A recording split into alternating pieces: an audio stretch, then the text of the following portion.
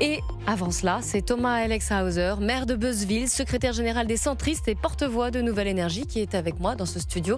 Bonjour monsieur. Bonjour, merci pour l'invitation. Eh bien, soyez le bienvenu. On va parler des conséquences de la guerre au Moyen-Orient sur les prix, sur tous les prix d'ailleurs. Écoutez, Annie Genevard, la ministre de l'Agriculture, qui a appelé au dialogue sur les coûts de production pour les agriculteurs. Elle était sur Public Sénat ce matin.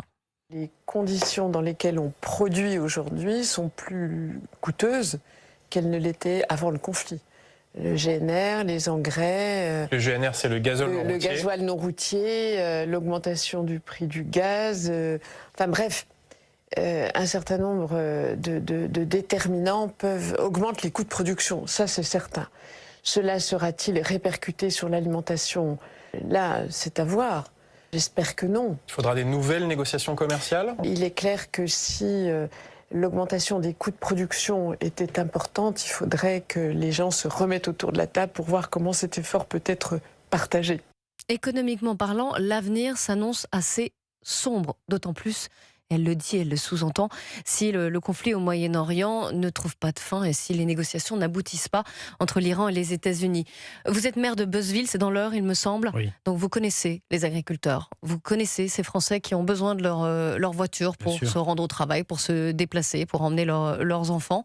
Combien de temps vont-ils pouvoir endurer cela, c'est-à-dire la prix des carburants, la prix pour les agriculteurs aussi de tous les carburants, le gazole non routier en particulier, et les prix après, parce que tout cela va se répercuter, et c'est ce qu'expliquait la ministre de l'Agriculture, ça va se répercuter sur d'autres produits, évidemment. Jusqu'où les Français vont-ils pouvoir l'endurer sans avoir des aides massives ? On est, je crois, dans un temps de l'histoire de l'humanité qui fait qu'il n'y a pas de mois, d'années sans crise majeure. On a connu les attentats d'octobre qui ont perturbé déjà l'économie du monde.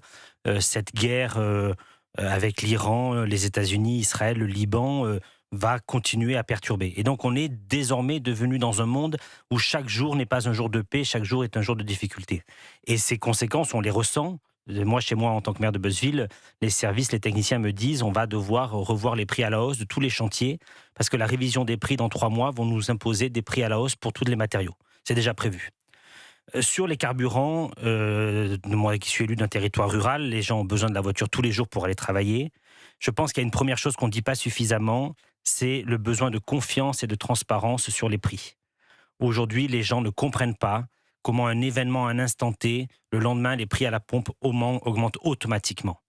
Les gens ne comprennent pas qu'il puisse y avoir ce suivi direct à la pompe dès qu'il y a un événement dans le monde, que tout de suite, et je pense qu'il y a un travail de l'État, des autorités, de la DGCCRF, de garantir aux consommateurs la plus grande confiance et transparence sur les prix. Transparence, on le sait, on sait qu'il y a beaucoup de taxes. Oui, on il y l'a a appris beaucoup de aussi, à taxes. fur et à mesure des prix, on a fini par les lire. J'ai des solutions, mais je pense que dans l'acceptabilité des gens, il y a un besoin de confiance et de transparence, de se dire que les prix qu'ils payent sont les prix normaux et pas des prix de phénomènes, parce que les phénomènes mondiaux ne cessent que de s'accroître. Mais alors justement, Thomas Alexhauser, c'est quelque chose c'est peut-être une contradiction d'ailleurs que je relève. Vous nous dites, et c'est vrai d'ailleurs, chaque année, il y a une crise. Chaque année, les Français subissent les impacts, les répercussions de cette crise sur les carburants ou sur les produits. Mais alors, pourquoi est-ce que le gouvernement n'a pas anticipé? C'est censé être son rôle, si on se fie à la philosophie politique. Donc pourquoi est-ce qu'ils n'ont pas anticipé et, fait qu'on ait des marges de manœuvre pour pouvoir aider les Françaises en cas de crise? Les marges de manœuvre, elles n'existent plus. Ça fait des années mais certains pays l'ont fait, l'Italie, l'Espagne. Mais parce qu'ils ont des situations budgétaires et financières qui ne sont pas les nôtres. Parce qu'à un moment, ils ont eu le courage de certaines réformes et de certains choix politiques. De mener ces réformes. Mais aujourd'hui, dans le contexte politique dans lequel on est, dans le Parlement sans aucune majorité, d'une situation qui peut encore durer malheureusement, et je le regrette tous les jours, encore un an d'inefficacité, encore un an d'aucun projet structurel. Et aujourd'hui, nous n'avons pas de marge de manœuvre. Et je ne vais pas dire aux Français qu'il y a des solutions. Oui, mais ça, on paye, c'est une conséquence des 5-10 dernières années. C'est une conséquence de la dissolution, excusez-moi. Oh, pas uniquement, là. C'est pas le que blocage 2024. politique et institutionnel français, on va parler peut-être du 1er mai tout à l'heure, il est lié à cette décision. Et nous avons été nombreux avec David Lisnard, avec Hervé Morin, avec la défaite de la dissolution, d'appeler à une présidentielle anticipée. Parce qu'aujourd'hui, on ne peut pas supporter encore un an d'inaction. Un an pendant lequel aucun texte de loi majeur, aucune réforme d'ampleur va voir le jour. Vous vous rendez compte? Un an. Qu'est-ce que font les Chinois pendant l'année qui vient? Ils innovent, ils créent, ils font de la croissance. Et nous, on stagne et on régresse. Alors, je comprends bien ce que vous dites, mais je ne sais pas si vous avez ouvert le journal L'Opinion aujourd'hui. Non. L'édito dit justement, Monsieur Lecornu, osez l'immobilisme. Alors, je vais résumer un peu, mais... En gros, voilà, avec cette situation que vous avez décrite, qui est totalement instable sur le plan international, est-ce qu'on pourrait se permettre, en plus, une crise institutionnelle et un changement de Premier ministre? Non, je ne pense pas qu'on puisse se souhaiter cela. Donc pour un an encore, est-ce que finalement l'immobilisme... Mais c'est un an qui coûte extrêmement cher. C'est un an qui va coûter 180 milliards d'euros de déficit budgétaire. Est-ce qu'on se rend compte aujourd'hui de ce que veut dire 180 milliards d'euros chaque année qui sont empruntés pour payer des dépenses d'un système qui ne fonctionne plus? Le système est arrivé à bout de souffle. Et avec David Lisnard et Nouvelle Énergie, David a proposé la semaine dernière un plan très ambitieux pour mettre un terme à la bureaucratie, pour réformer en profondeur l'État. Ce plan, il l'a présenté la semaine dernière.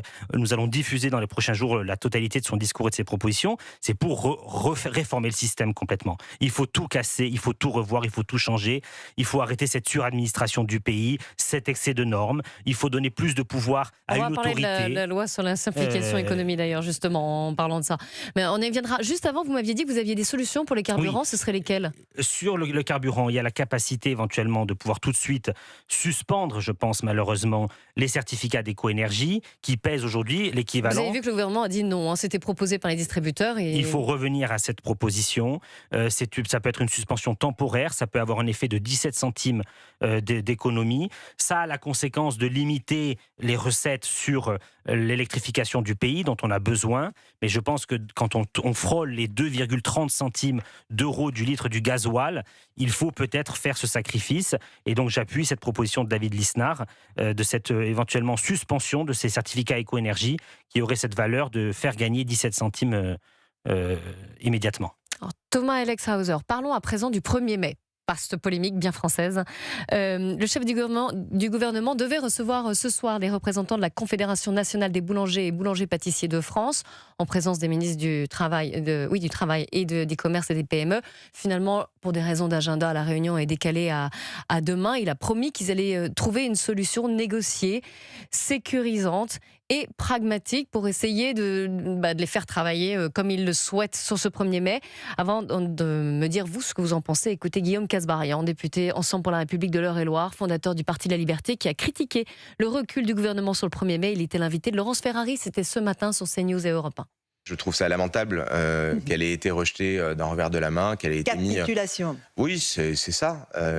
Pourquoi est-ce que je trouve ça lamentable? Parce que du coup, on va bientôt arriver au 1er mai et que vous allez avoir le même problème que chaque année, c'est-à-dire des professions qui ne peuvent pas travailler, des salariés qui voudraient travailler pour être payés double ce jour-là et qui ne pourront pas le faire, des boulangeries, des fleuristes qui seront fermées, alors que juste à côté, vous avez des McDo ou d'autres types de commerces qui sont ouverts. Donc c'est typiquement une règle absurde qui concerne certains secteurs et pas d'autres, qu'il fallait absolument changer. Et on avait l'occasion unique de le faire avant le 1er mai. Tout ça parce qu'il y a eu une pression syndicale et une pression de la gauche. Le gouvernement a cédé, moi je le regrette vivement. Et je regrette que le 1er mai, on ait toujours ces difficultés-là qui se profilent. Alors, qu'en pensez-vous déjà sur ce recul du 1er mai? Est-ce qu'il fallait une loi? Cette situation du 1er mai, elle est hallucinante. C'est-à-dire qu'aujourd'hui, on refuse le droit à des employés de pouvoir travailler s'ils le souhaitent. Ce n'est pas l'obligation de travailler, c'est la capacité de pouvoir travailler un jour férié, qui est un jour qui est payé double. Je pense qu'il y a beaucoup de nos compatriotes salariés, employés, qui aimeraient bien pouvoir arrondir la fin de mois en étant payés double ce jour-là. Alors, je ne vais pas pointer du doigt McDonald's, parce que j'étais moi-même équipier McDo à l'époque, mais je prends l'exemple des aires d'autoroute. Aujourd'hui, vous pouvez, le 1er mai, avoir tous les services possibles dans une aire d'autoroute, pouvoir acheter tout ce que vous voulez dans une aire d'autoroute, mais vous ne pouvez pas les faire tourner, faire travailler la boulangerie du coin, le fleuriste du coin. Et je le répète, c'est supprimer cette capacité de chacun à dire si je veux travailler, si je ne veux pas travailler, si je travaille, je suis payé double. Et donc on bloque la liberté de chacun, la liberté individuelle de chacun de dire j'ai envie de travailler ce jour-là, principalement le matin en plus, même pas la journée complète. Et donc on est dans le ridicule affligeant. Même si ça permet aussi à certaines chaînes, ou même à la FNAC, d'ouvrir. C'est comme ça aussi que Sébastien Lecornu s'est justifié. Il a dit j'ai reculé sur cette loi parce qu'elle permettait aussi, au-delà même des boulangers de quartier, on va dire, ou des fleuristes de quartier, à certaines chaînes d'ouvrir. Oui, mais si c'est sur la liberté, si c'est au volontariat de l'employé, pourquoi empêcher le volontariat de l'employé? Si ça n'est pas devenu obligatoire et d'être payé le même prix qu'un jour normal. Mais c'est ça que je ne comprends pas, c'est qu'on a cette volonté, et j'ai vu les commentaires d'Olivier Faure et du Parti Socialiste qui se sont enthousiasmés de manière incroyable sur les réseaux sociaux de cette grande victoire sociale, etc. Mais en réalité, tu prives un employé d'être payé double le jour où il a envie de travailler. C'est ça. Et alors, s'il y a un accord demain qui se profile entre les boulangers pâtissiers de France et le gouvernement pour au moins ce 1er mai 2026, est-ce que ça vous satisfait ? Si jamais il y a ça, voilà, si c'est possible au moins. Si on peut offrir à minima cette perspective, oui, je dirais oui, bien évidemment. Et d'ailleurs, beaucoup de groupes politiques divers à l'Assemblée étaient très ouverts à cette proposition de loi. Hein. À la fois Ensemble pour la République, les Républicains, je crois même que les bancs de l'extrême droite étaient favorables. Hein. Donc il y aurait pu y avoir un consensus, hein, clairement. Donc le gouvernement, pourquoi vous diriez que le gouvernement a reculé alors ? Mais on est dans cette période en même temps où on doit tenir un an. On doit tenir un an sans mettre le feu à l'Assemblée nationale. Oui, mais ce que vous disiez, parce que Olivier Faure a menacé de censure le gouvernement, mais finalement cette censure, et vous l'avez dit vous-même, c'est-à-dire qu'elle n'aurait sans doute pas été votée, puisqu'une large majorité de l'hémicycle était plutôt en faveur de cette loi. On est dans cette période du en même temps. On va essayer de trouver un rafistolage jusqu'à la dernière minute pour essayer de faire plaisir à certains et à d'autres. Et je le regrette. Et surtout, les principaux personnes ciblées sont des employés qui, je pense, ne gagnent pas tous des salaires mirobolants. Bien au contraire, sont des personnes qui sont au-dessus du SMIC et qui, je pense vraiment du fond du cœur, ont envie de travailler quand ils le peuvent. Thomas Alex-Hauser, maire de Beuzeville, secrétaire général des centristes, porte-voix de Nouvelle Énergie et l'invité des grands entretiens d'Europe 1. On va parler un peu politique, c'était tendu hier au Sénat. Je vous propose d'écouter Sébastien Lecornu qui a assumé faire des compromis avec la gauche républicaine plutôt qu'avec le RN. Et il a renvoyé la balle à Bruno Retailleau. On me reproche beaucoup de travailler avec la gauche républicaine. Alors je suis de droite, vous le savez. Au fond, vous avez deux solutions possibles quand vous êtes quelqu'un de la droite républicaine. Soit vous regardez la gauche républicaine et vous essayez, ce sont des opposants, mais vous essayez d'avoir des compromis. Soit vous vous retournez vers l'Assemblée nationale et vous essayez de bâtir un compromis avec le RN. Moi j'ai choisi et j'assume de choisir. On va faire tout ce qu'on peut pour faire avancer le pays pendant un an. Et bien justement, Président Retailleau, Monsieur le ministre d'État, Monsieur le Président Darnaud, si vous étiez à ma place, c'est avec le Rassemblement national que vous iriez bâtir des compromis ou avec la gauche républicaine? C'est aussi simple que cela et c'est le moment de la grande clarification. Alors, chez les centristes et Nouvelle Énergie, qu'est-ce que vous auriez répondu à la question de Sébastien Lecornu? Il s'avère que Sébastien Lecornu, je le connais bien puisqu'on siège dans le même département. Le sujet, il n'est pas Sébastien Lecornu. Je pense que pas grand monde voudrait de son job, qu'il est là pour tenir la fin du système jusqu'à l'élection du suffrage universel et empêcher la marmite d'exploser. Et que chaque jour, chaque minute, chaque seconde, c'est trouver le moyen d'empêcher la marmite d'exploser et que le système soit complètement à l'arrêt et qu'on parte dans une crise économique et institutionnelle très forte. Le sujet, pour moi, il reste à l'Élysée. Il n'est pas à Matignon. Le sujet, il est la décision d'un homme, il y a 2 ans bientôt, 2 ans, vous vous rendez compte, 3 premiers ministres, qui a décidé de rendre le vote alors que les Français venaient de voter et de ne tirer aucune conclusion personnelle de la défaite. Rappelez-vous le général de Gaulle qui avait su démissionner quand il avait perdu le référendum. Et donc on en est loin, on en est très très loin, et cette impasse dans laquelle on est, elle est liée uniquement à la dissolution. Est-ce qu'on peut encore se permettre de tenir 1 an ? Nous avons été nombreux, je le dis, à appeler à une présidentielle anticipée, à redonner aux Français la capacité de choisir, qu'il y ait un grand débat. Toujours, vous appelez maintenant à avancer l'élection présidentielle. On est à 1 an de l'échéance maintenant. Pourquoi pas ? Ce serait possible ? Pourquoi pas, oui. Il suffirait que le président de la République donne sa démission, le président du Sénat fait l'intérim, il convoque des élections, il a plusieurs semaines, plusieurs mois pour le faire, et un grand débat s'organise. Débat que moi je veux voir sous la forme d'une primaire pour ma part, mais bon. Non, on va en parler, vous inquiétez pas, c'est prévu. Tout à l'heure. Et voilà, et le sujet n'est pas Sébastien Lecornu, le sujet est à la tête de l'État, une personnalité qui depuis 2 ans, grâce à des premiers ministres successifs, se maintient au pouvoir, maintient un agenda international, mais un pays qui régresse économiquement. Alors, j'ai bien compris que vous voulez avancer, mais là, admettons, est-ce que c'est pas trop tard finalement pour cette présidentielle anticipée? Oui. Un an à l'échelle Oui, mais là, on gagnerait quoi? À l'échelle, on gagnerait 6 mois, 8 mois d'immobilisme. 6 mois, 8 mois, demander à des patrons ce qu'ils en pensent. Moi, j'ai des patrons dans mon canton, dans mon département, qui me disent que toute la situation pèse comme une épée de Damoclès sur les investissements étrangers, sur la volonté d'avancer des projets, de construire de nouvelles unités, de construire de nouvelles usines. Un an à attendre. C'est 365 jours dans lesquels on va un jour donner à la gauche, un jour donner à la droite pour éviter justement que la marmite explose. C'est gigantesque, un an. Je reviens à ce que disait Sébastien Lecornu, et vous l'avez entendu hier au Sénat. Il a rejeté la balle vers Bruno Retailleau en disant « Et vous alors, quelle clarification? Où en êtes-vous avec le Rassemblement national ?» Cette question, vous la posez aussi? Je n'ai pas compris pourquoi Bruno Retailleau était pris pour cible dans cet échange au Sénat. Je pense qu'il n'y a aucune porosité entre les Républicains et le Rassemblement national. Moi, à titre personnel, je combattrai toute ma vie le Rassemblement national, comme je combattrai toute ma vie l'extrême gauche française. Et je ne vois aucune porosité. Les élections municipales se sont gagnées dans la clarté, avec des listes de droite clairement assumées, qui n'ont fait aucun accord, aucune compromission, nulle part en France. Il y a eu des accords organisés. Même... Pas pour Nice. Alors, à Nice... C'est Nice, c'est l'exception. Je ne sais pas si c'est l'exception.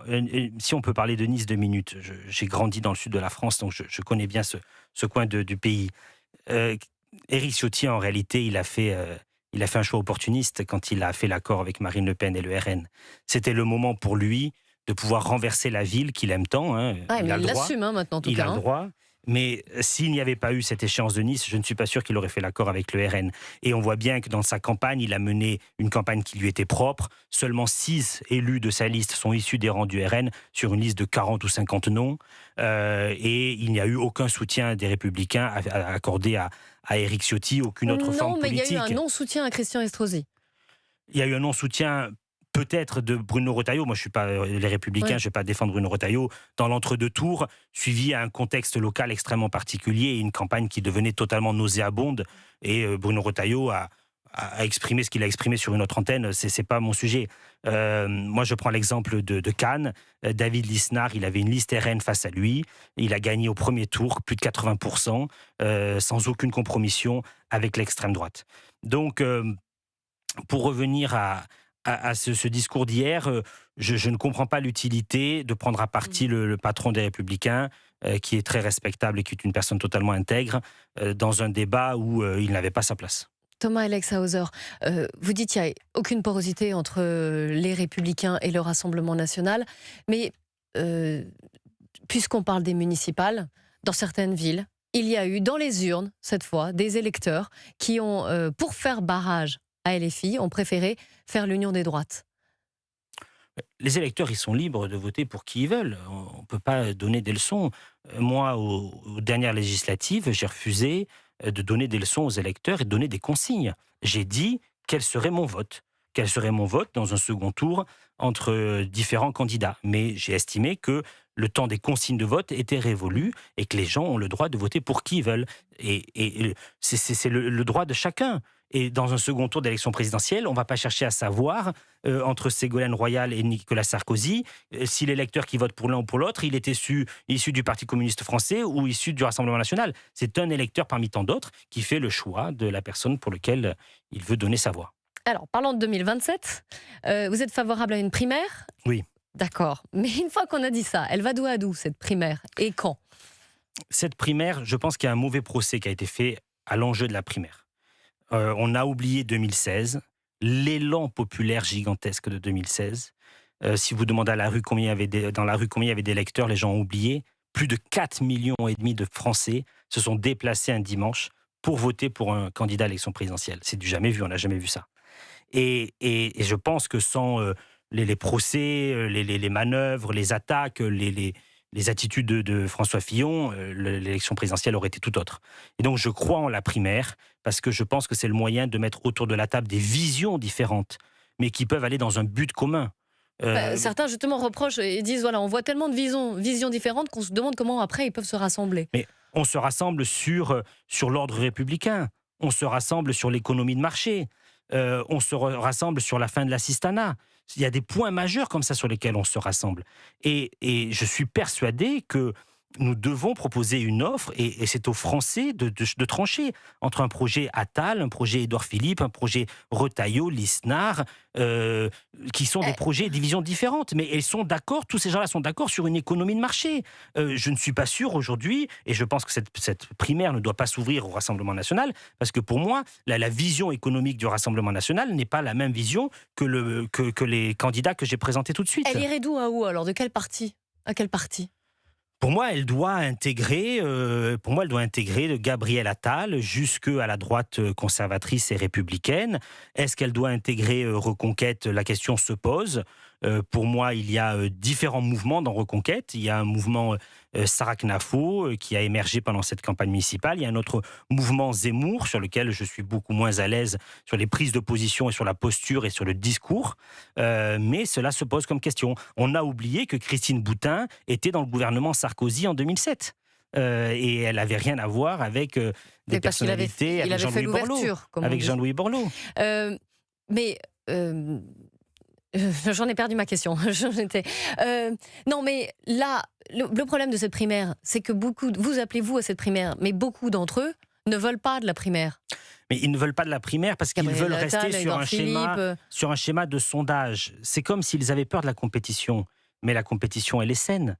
Et en plus, ce ne sont pas des primaires limitées à des adhérents de partis politiques. Ce sont des primaires que nous voulons ouvertes à la totalité de la population pour choisir le candidat d'une espérance. J'espère que ce candidat, ça puisse être David Lisnard, qui est un candidat qui apporte de la fraîcheur, qui apporte de la nouveauté, qui apporte un élan libéral, mais bien au-delà de cette caricature libérale qu'on veut lui donner, une volonté de réformer le pays en profondeur.